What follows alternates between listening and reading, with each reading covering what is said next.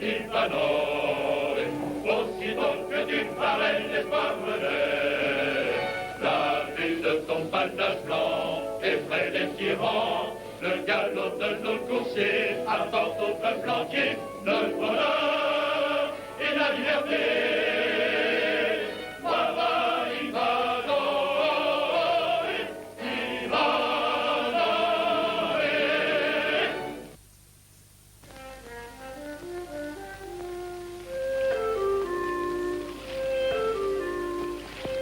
Kurt, il se débrouille bien. Très bien, même. Prends ton temps, Bart. N'essaie pas d'aller trop vite. En souplesse. C'est un brave garçon. Oui, grand merci à vous de lui apprendre tant de choses, monsieur. Oui, il saisit vite.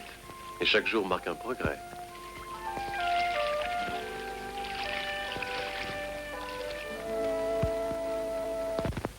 Fois aller-retour.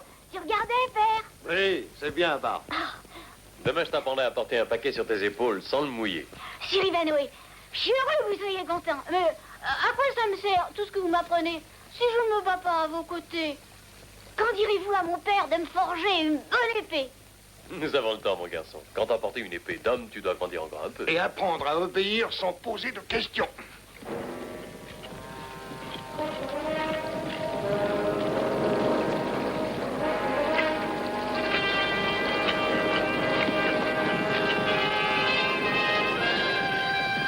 Cette route limite les terres de Sir Valdemar. Ces hommes doivent être à lui. Ils ont l'air d'être bien pressés.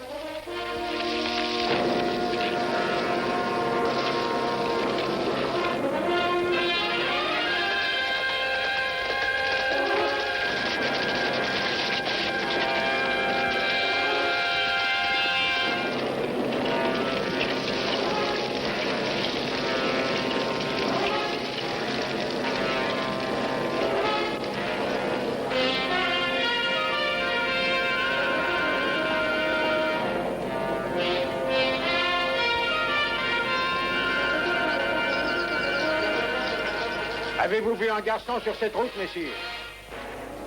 Nous n'avons vu personne.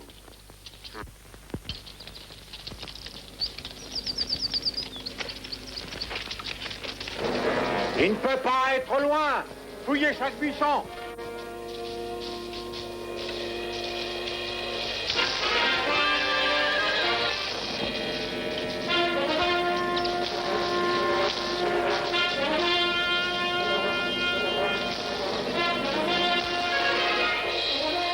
Le voilà! Attrapez-le!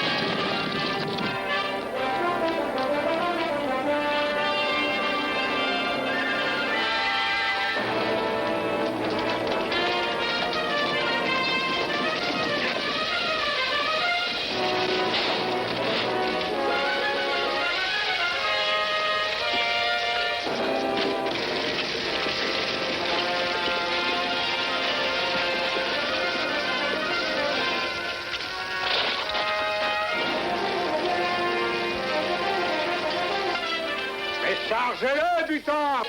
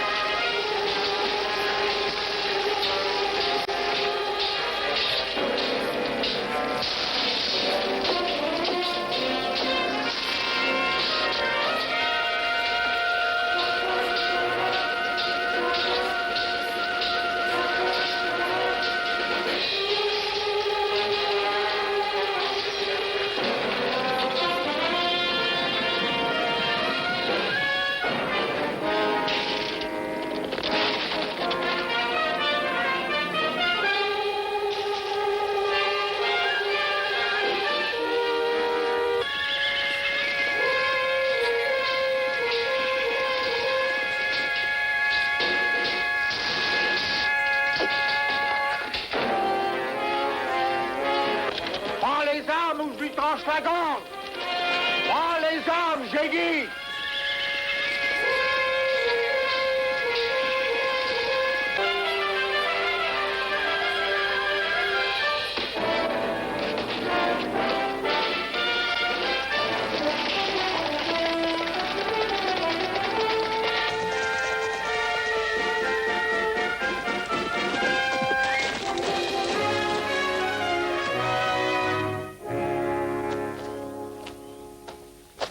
Ne crains rien, mon garçon, tout va bien maintenant.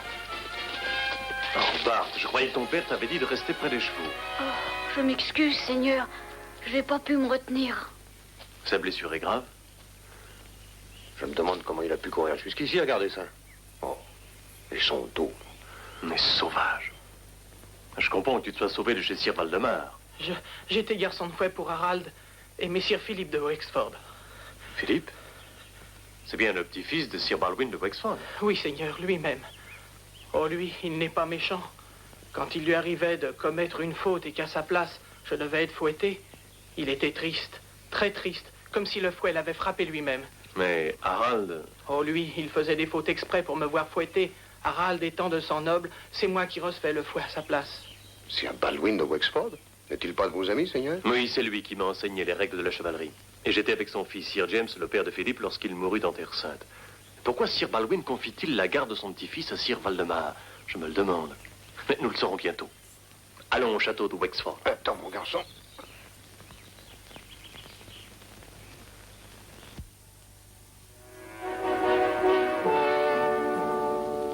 Regardez bien, Sir Baldwin. Voici ce que l'on gagne à être garçon de fouet dans la maison de Sir Valdemar. Oh, pauvre garçon. Viens avec moi. Je vais panser tes plaies.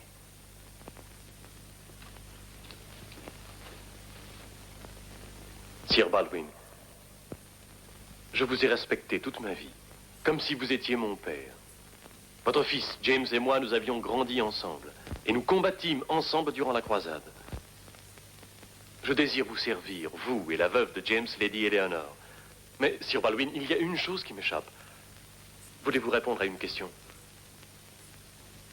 Votre petit-fils Philippe, pourquoi l'avez-vous confié à la garde de Sir Valdemar? À cette brute, ce félon, ce parjure qui, vous ne l'ignorez pas, complote avec le prince Jean pour détrôner le roi Richard.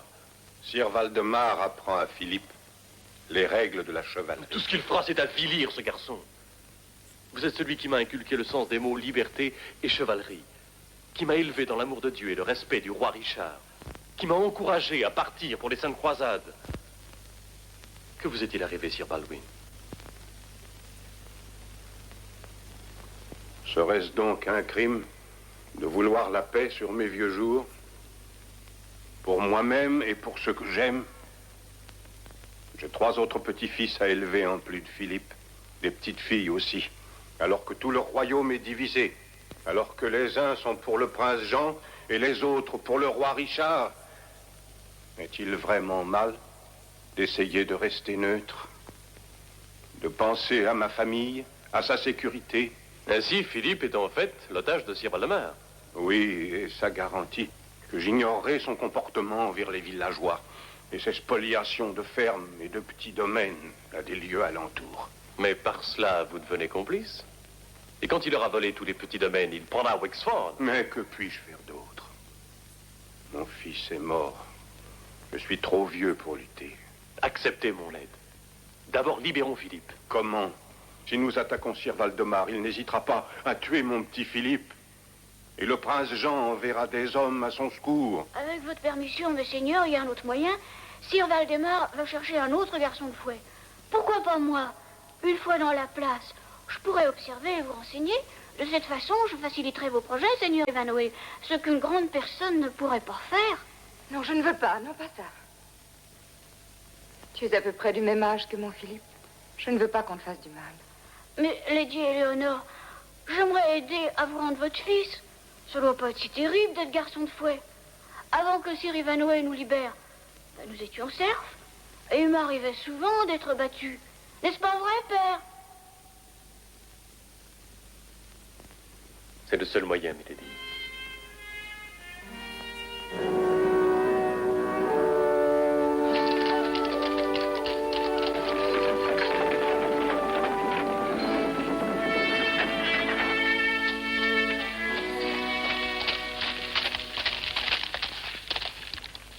Qui êtes-vous?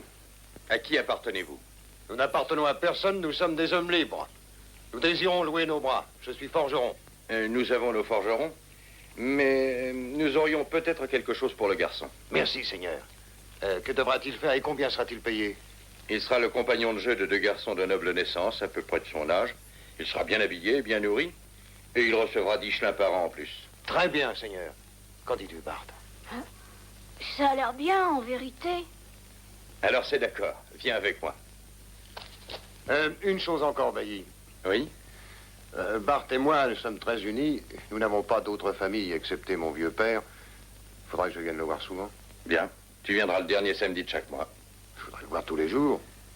Sans ça, je crains bien que nous soyons obligés de refuser votre offre. Tous les jours? Tu n'y penses pas? Au revoir, Seigneur. C'est entendu, tu viendras tous les jours. Et le grand-père? Il viendra avec toi. Bart, tu vas avec le Bailly. Tiens-toi bien et fais tout ce qu'on te dit. Oui, père.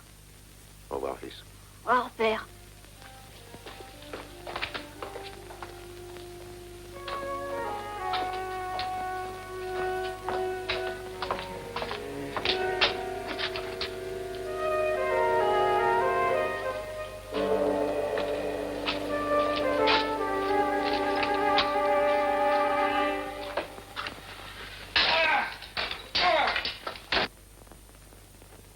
Messeigneurs, voici le nouveau garçon, Bart.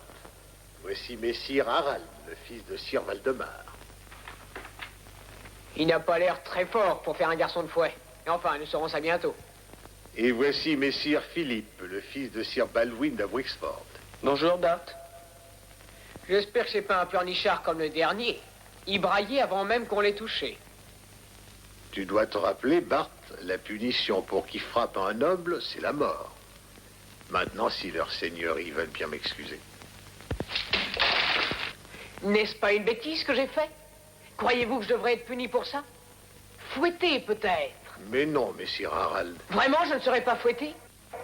Alors je vais pouvoir bien m'amuser. Qu'est-ce que je vais casser? Non, Messire Harald, vous seriez fouetté. Bon. N'hésitez pas, alors. On va voir comment celui-là s'est grillé. Tu es cruel et vil. Et un de ces jours, je te préviens... Messire Philippe, dois-je vous rappeler que Sir Valdemar peut vous battre lui-même, s'il le veut? Ne faites pas attention à Philippe. Retournez à vos occupations.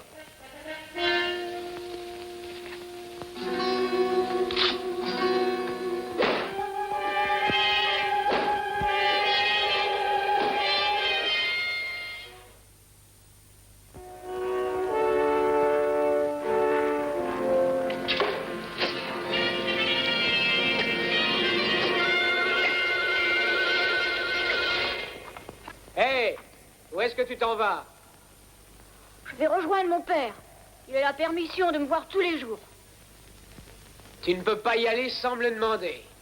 Laisse-le donc, tu n'es qu'un lâche.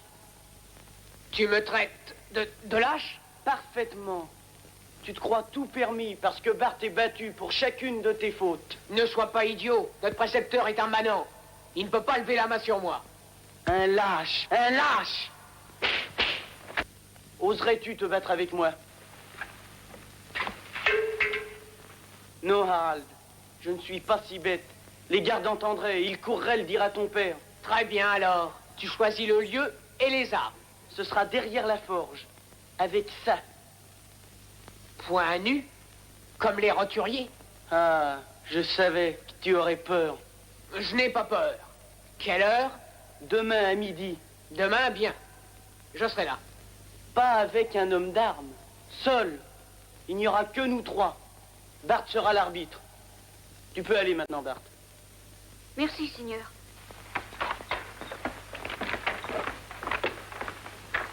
Qui est-ce? Ce n'est que le nouveau garçon de fouet, père. Philippe, tu peux te retirer, je veux parler à mon fils. Bien, monseigneur. Eh bien, Bailly, tu as fait du beau travail. Je connais ce garçon. Lui et son père servent Sir Ivanhoe de Rotherwood. Le père est justement ici, je vais les enfermer. Non, non, non. A-t-on jamais vu pareil benet? Laissons-les faire. Ils n'entreprendront rien sans Ivanhoe. Attendons. Tu verras, il se livrera lui-même. En attendant, Harald, essaie de découvrir ce qu'il complote. Bonne nouvelle, père. Dis vite avant que quelqu'un arrive. Harald va se battre avec Philippe demain à midi derrière la forge. Il n'y aura pas de garde. Bon, et tu y seras? Oui, viendrez-vous? Oui, nous serons tous là, ne crains rien. Ivanoé sera déguisé en grand-père. Maintenant, je vais te montrer où est la forge.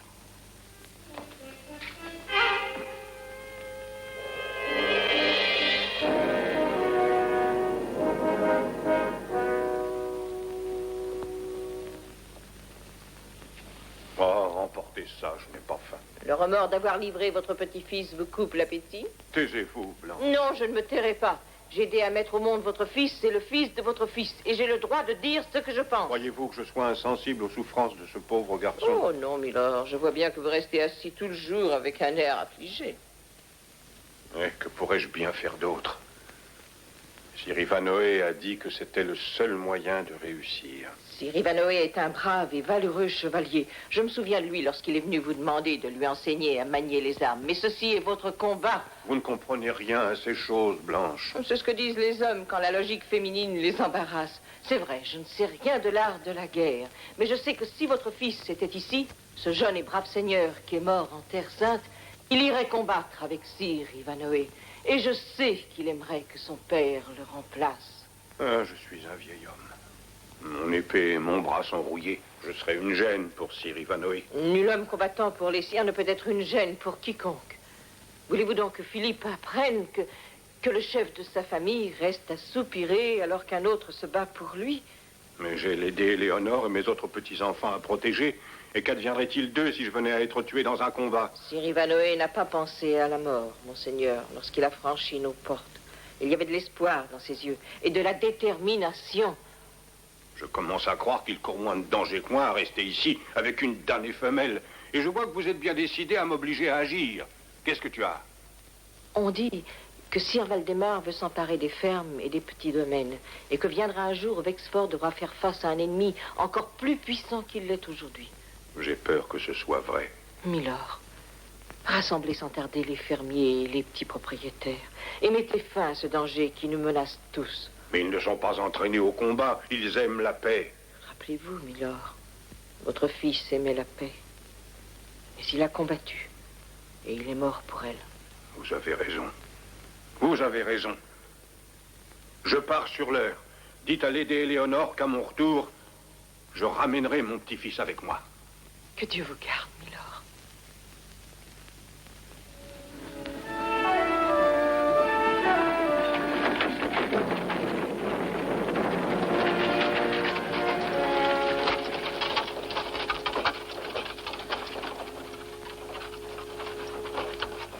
Ils sont là. Faut-il baisser le pont-levis? Non. Attends qu'ils soient dans la forge. Bats-toi, lâche, bats-toi! Aïe!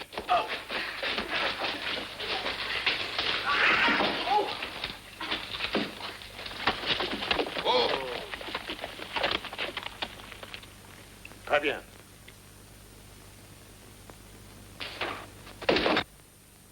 Sir Ivanoé! Surveille de ce côté, Kurt. Oui, seigneur. Vous restez ici. Bailly, fais lever le pont-levis.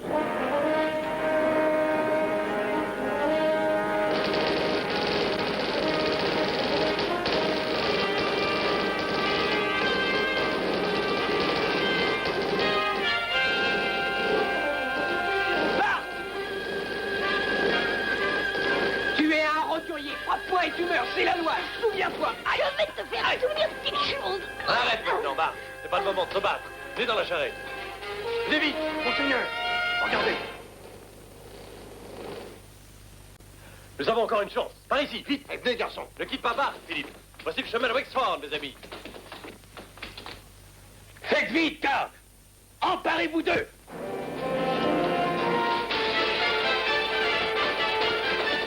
Faut sauter, Gert. Il n'y a plus que cela à faire. Allez, sautez dans le fossé. Vous ne risquez rien. Je ne sais pas nager. Viens donc, Philippe, n'aie pas peur. Je te lâcherai pas.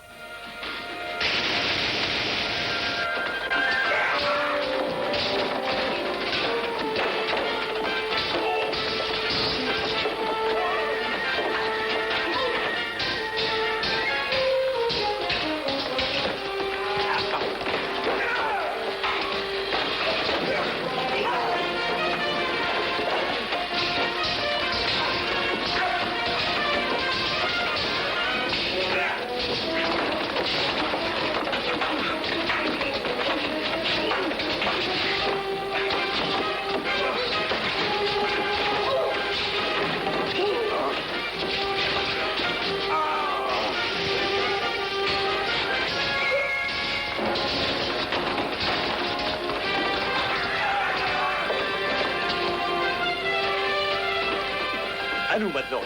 Oui, seigneur.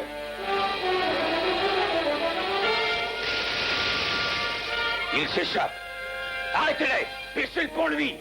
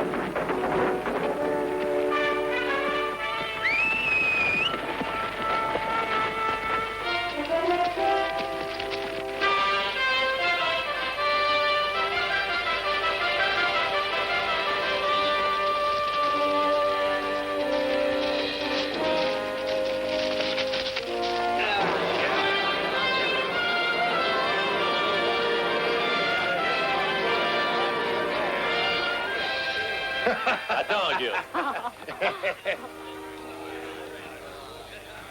Regardez bien, Sir Valdemar. Sir Baldwin de Wexford et tous vos autres voisins, grands et petits, sont désormais unis. Ensemble, ils sont très forts, ne croyez-vous pas? Ils ne céderont plus à vos menaces maintenant.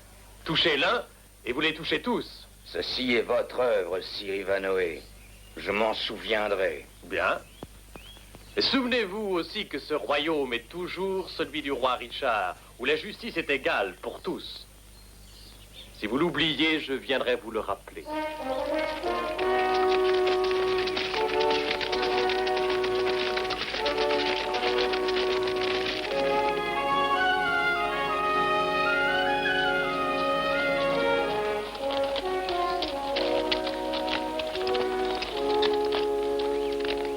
Vous m'avez rendu mon petit-fils, Seigneur Ivanhoe, et à nous tous rendu la liberté.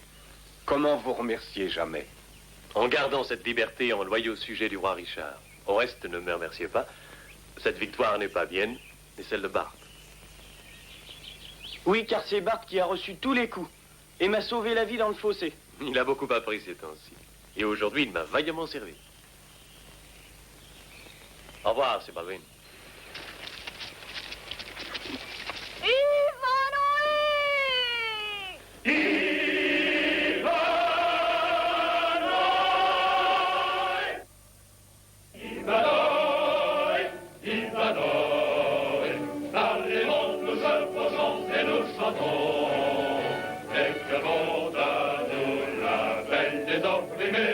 Voici nos cœurs, nos lances et nos épées. Ivanhoe, Ivanhoe, aussitôt que tu parais l'espoir venait. La vue de ton panache blanc effraie les tyrans. Le galop de nos coursiers apporte au peuple entier le bonheur et la liberté.